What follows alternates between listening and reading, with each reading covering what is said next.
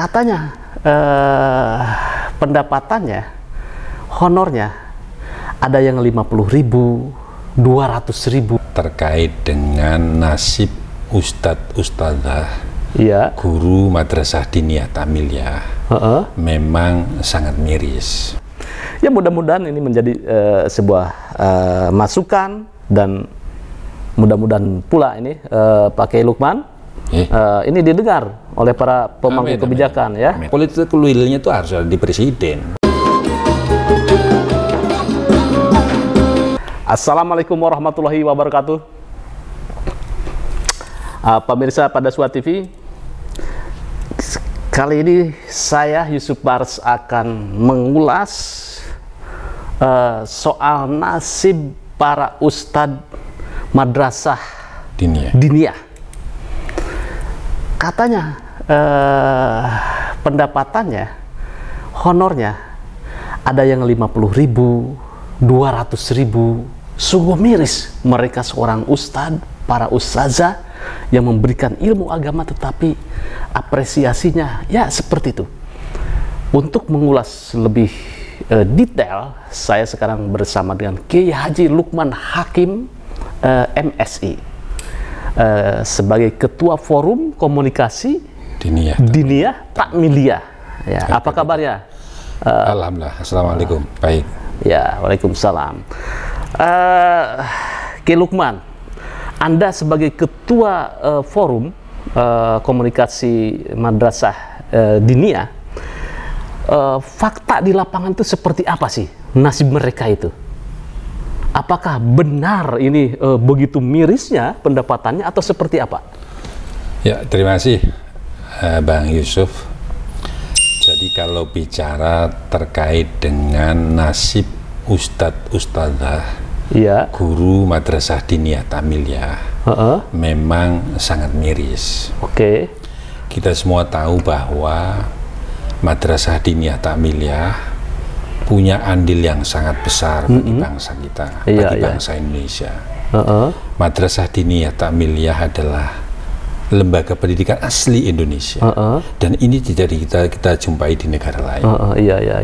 Kita tahu bahwa saya selalu menyampaikan di berbagai forum bahwa seandainya Indonesia tidak punya Madrasah Diniyah Tamiliyah, tidak ada Madrasah Diniyah Tamiliyah, tidak ada pondok pesantren, bisa jadi wajah Islam Indonesia tidak seperti saat sekarang. Wow, luar biasa. Islam yang moderat, Islam yang toleran, Islam yang rahmatan lil alamin. Ini salah satunya adalah andil dari madrasah ya, ustadz madrasah Diniyah Tamiliyah. Betul. Mereka itu ikhlas mengeluarkan mengorbankan waktu dan tenaganya, tidak mengharap balasan sebetulnya ya. Tetapi di lapangan, fakta di lapangan itu mereka itu kalau penghasilannya seperti apa ini, Pak Kiai? Ya, saya selalu menyampaikan bahwa Ustadz Ustadzah Madrasah Diniyah Tamiliyah ini pribadi yang luar biasa, pribadi yang ikhlas. Karena apa?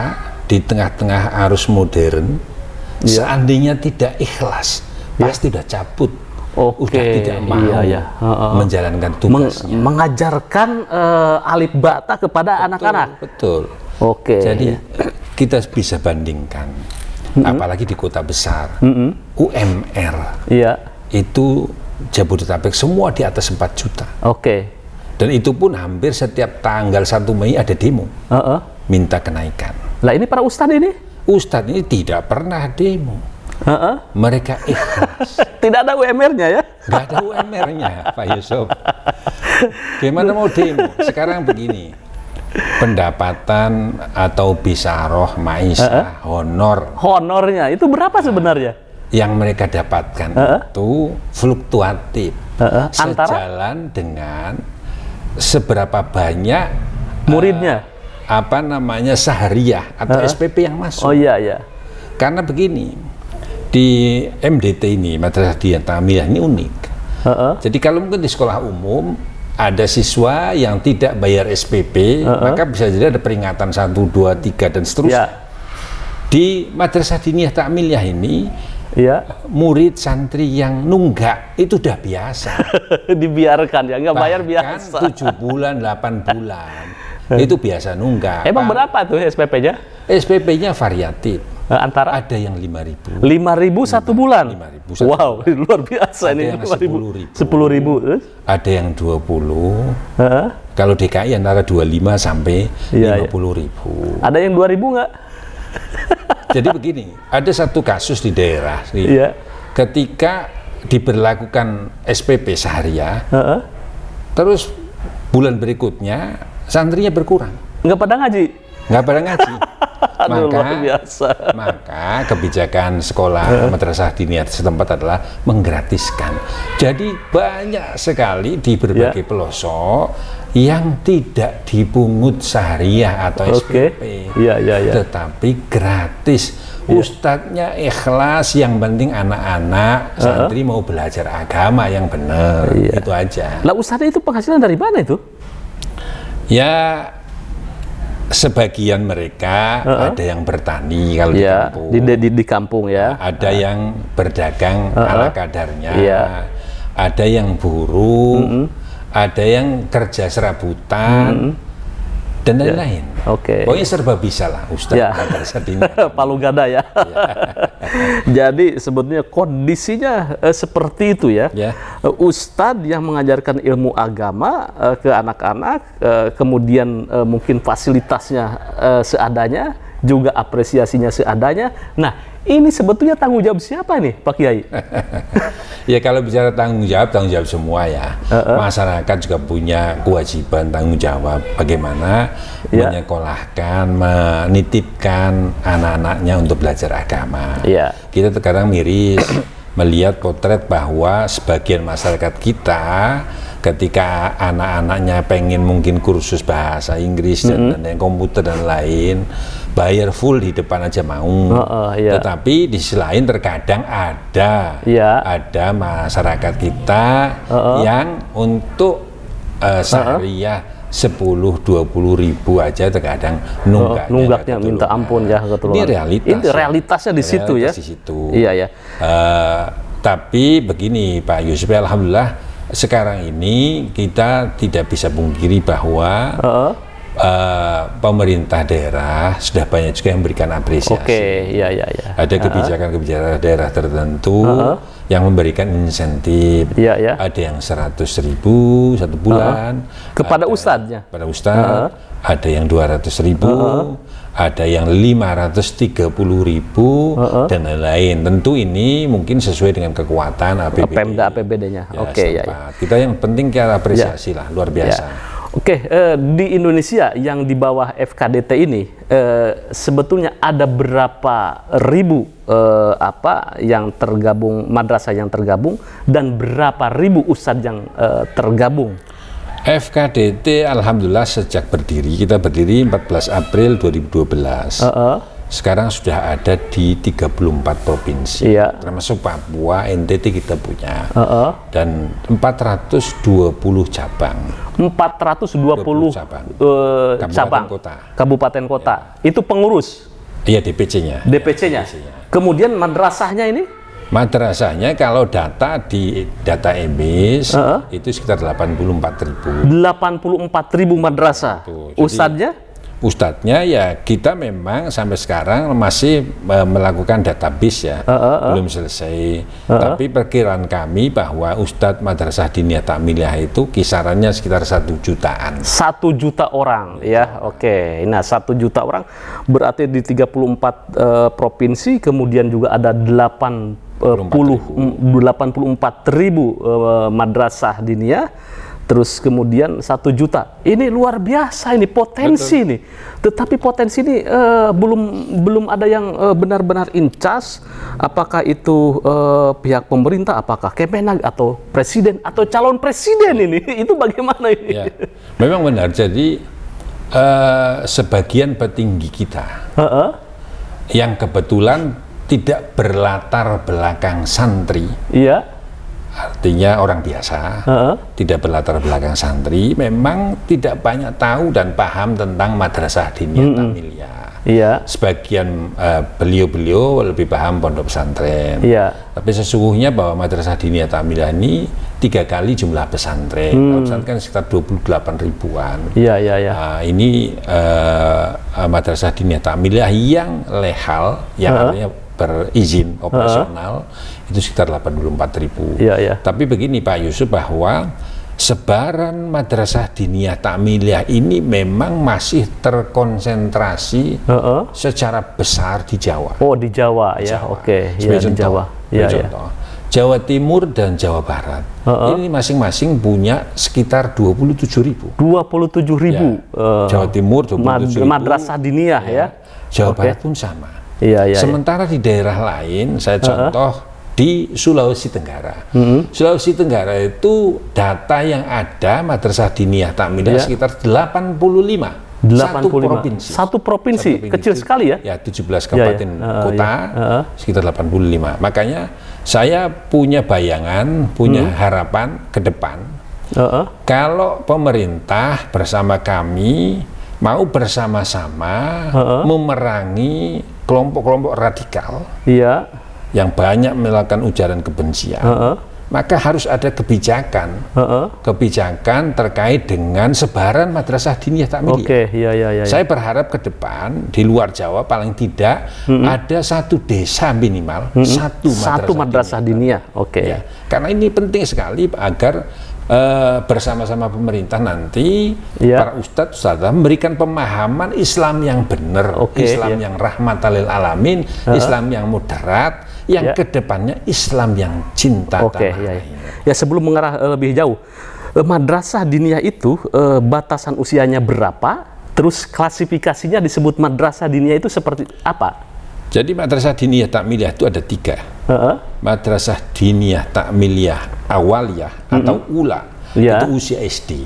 Iya, iya, oke. Terus Madrasah Diniyah Ta'miliyah Wusto, usia SMP.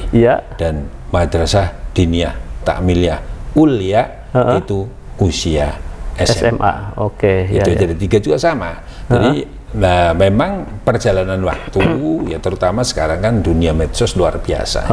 Anak-anak ini kalau tidak dipaksa oleh orang tua, ya ngajinya di Google, ngajinya di YouTube. Di YouTube ya. Padahal ngaji tanpa pendamping, tanpa guru itu membahayakan. Iya, iya, oke. Makanya ini perlu kesadaran bersama ke depan pemerintah untuk membuat kebijakan. Kalau pondok pesantren kan jelas itu ya, legal formalnya. Kalau Madrasah Diniyah itu bagaimana ya legal formalnya? Apakah bentuknya kayak pondok pesantren? Ada, kita juga punya izin operasional dari Kementerian Agama. Jadi lengkap lah. Jadi karena itu kan bagian dari syarat kebantuan itu kan semua. Oke, iya, iya. Di situ ya. Ada. Iya, iya, iya. Jadi ya, tapi yang kita berharap ke depan pemerintah pusat memberlakukan kebijakan yang berpihak dan peduli kepada Madrasah Diniyah Ta'miliyah. Kalau sekolah umum diberlakukan BOS, kenapa tidak juga diberlakukan pada Madrasah Diniyah Ta'miliyah? Ada BOS di situ. Ada, iya. Bantuan operasional madrasah. Sekolah umum itu rata-rata sebetulnya mereka kan orang tua yang nyekolahin anaknya semua mampu bayar SPP. Lah ini miris kepada Madin, MDT. Rata-rata orang tuanya itu ya kelas ekonomi ini ya, jadi bawah itu ya. Disinilah peran pemerintah agar ke depan pemberlakuan BOS atau BOM ini menjadi sangat penting. Karena apa? Ya kita bukan saya membandingkan. Kalau bicara bahwa salah satu tujuan diselenggarakannya dunia pendidikan adalah untuk mewujudkan pendidikan karakter. Saya yakin bisa sampaikan bahwa salah satu tempat pendidikan karakter terbaik itu salah satunya adalah Madrasah Diniyah. Karena apa? Bisa mencetak, mendidik anak-anak yang berakhlakul karim. Iya, dari awal itu ya. Ini sebetulnya model penanggung jawabnya itu Kemenag atau bagaimana ini? Ya, kalau di bawah strukturnya ya Kementerian Agama ya. Tapi kan kita juga tahu bahwa Kemenag juga anggarannya kan terbatas. jelas. Maka saya rasa political will-nya itu harus ada di presiden. Oh, berarti harus ini sekarang belum ada nih belum Pak Jokowi di era Pak Jokowi. Ya belum ada. Kita berharap ke depan dengan pemberlakuan undang-undang Hari Santri, Hari ya kedepannya ada upaya lebih lah. Jadi pemberian penghargaan kepada dunia santri dengan mewujudkan Hari Santri Nasional itu dibarengi dengan kebijakan pemerintah, Pak Presiden, agar ke depan ada kebijakan yang nyata untuk madrasah diniyah takmiliyah. Ya sebetulnya sekarang di era Presiden Jokowi, kemudian wapresnya juga kan Kiai, masa Kiai Lukman itu coba nih ke Pak Jokowi Kiai Ma'ruf, ini bagaimana nih nasib madrasah diniyah? Tapi kan kita juga melihat realistis ya, bahwa mulai 2020 kan ada pandemi. Jadi ada pandemi ini kan meluluh lantakkan lah semua sektor kehidupan. Kita juga sedih Pak Yusuf. Jadi kalau sekolah umum yang bisa online, madrasah kan boro-boro, ustadznya jadul semua, HP-nya nggak punya laptop, nggak punya paket data punya paketan. Ini realitas. Jadi pembelajaran online nggak bisa, belum bisa sepenuhnya. Mungkin di Jakarta bisa itu ya. Tapi di daerah-daerah saya rasa ini berat. Berat di situ. Jadi nasib madrasah diniyah takmiliyah pertama memang sarana dan prasarananya itu sangat terbatas. Kemudian juga para ustadzahnya kesejahteraannya juga sangat terbatas. Nah, ini yang menjadi concern pemerintah mungkin ya, bisa bekerja sama. Terus kemudian tadi menarik ini goodwill dari presiden, mungkin Pak Jokowi atau apa gitu kan ya, seperti apa rumusannya. Nah, menurut Anda ini yang diharapkan itu seperti apa sih konkretnya? Perhatian dari pemerintah terhadap madrasah diniyah takmiliyah ini. Ya, pertama pemerintah, khusus presiden harus melihat bahwa kehadiran madrasah diniyah takmiliyah ini penting. Penting untuk menjaga akhlak anak bangsa. Dan kedepannya akan menjaga negara. Karena saya punya keyakinan bahwa alumni madrasah diniyah takmiliyah insya Allah tidak ada yang macam-macam. Pemahaman Islamnya benar. Mereka semua mayoritas juga Nahdlatul Ulama NU. Mayoritas adalah madrasah itu NU ya. Pasti akan mengikuti titahnya para pendahulu bangsa, para kiai, para masyayikh NU. Hubul watan minal iman. Jadi cinta tanah air itu sudah mendarah daging di santri-santri. Makanya ke depan saya berharap Pak Presiden maupun nanti penggantinya agar memikirkan betul tentang nasib madrasah diniyah takmiliyah. Jangan sampai madrasah diniyah takmiliyah tergerus oleh egoisme akibat dari arus modern. Jadi kalau pengen bangsa ini tetap tegak dan berdiri, maka salah satu yang perlu dipikirkan di samping pondok pesantren, madrasah diniyah takmiliyah juga lembaga-lembaga perlu diperhatikan di sini ya. Nasibnya harus diperhatikan ya. Ada dua hal. Yang satu adalah bantuan operasional madrasah diniyah. Ini urgen, vital untuk kesinambungan dan gerak langkah dari madrasah diniyah takmiliyah. Yang kedua, kesejahteraan ustadzahnya. Jadi insentif berapapun besarnya. Jadi selama ini ustadz madrasah diniyah takmiliyah dikasih 50.000 terima kasih syukur, 100.000 syukur, 200.000 syukur, berdoa. Dan satu hal Pak Yusuf, saya meyakini bahwa mayoritas ustadz madrasah diniyah takmiliyah yang bermukim di kampung-kampung itu pribadi-pribadi yang ikhlas, pribadi-pribadi yang ikhlas, insya Allah hatinya bersih ketika mendoakan bangsa ini lebih dekat dijabah oleh Allah Subhanahu wa Ta'ala. Jadi patokannya itu Presiden Pak Jokowi yakin bahwa membantu ustadzah madrasah diniyah ta'amilah, maka Allah akan bantu segala kesulitan dari Pak Presiden melalui apa, doa-doanya para ustadz dan ustadzah di kampung-kampung yang saya katakan dosanya sedikit. Bayangkan ada kurang lebih 1 juta ustadz dan ustazah madrasah diniyah ta'miliyah. Kalau dari sisi politis memang ini captive market sudah jelas ini. Apalagi menjelang 2024. Nah, kira-kira ini Pak Ganjar apa Pak Anies nih? Belum sampai ke sana. Nanti kita tetap kita ngikutin para guru, para kiai, dan tentu juga istikharah lah. Oh, istikharah. Saya membawa tidak sedikit menahkodai ustadz ustadzah, tentu tidak boleh egois, tidak boleh seenaknya sendiri. Kita dikasih ruang oleh agama dalam menentukan pilihan. Salah satu ya istikharah. Nanti kita minta kiai-kiai di kampung untuk istikharah. Ada lagi nih kan, Pak Prabowo, Caimin ini. Ya pokoknya siapa aja kita akan ikut. Yang penting perhatikan. Nasib madrasah dan ustadznya dengan kebijakan yang konkret dan kebijakan yang memihak. Betul.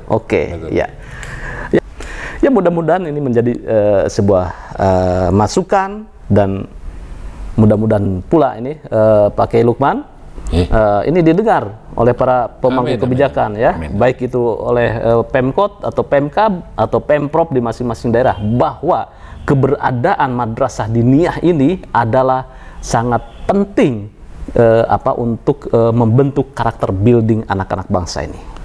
Bisa tambahin satu? Iya, apa? Pak Yusuf, jadi ini juga sebagian daerah ada kekhawatiran.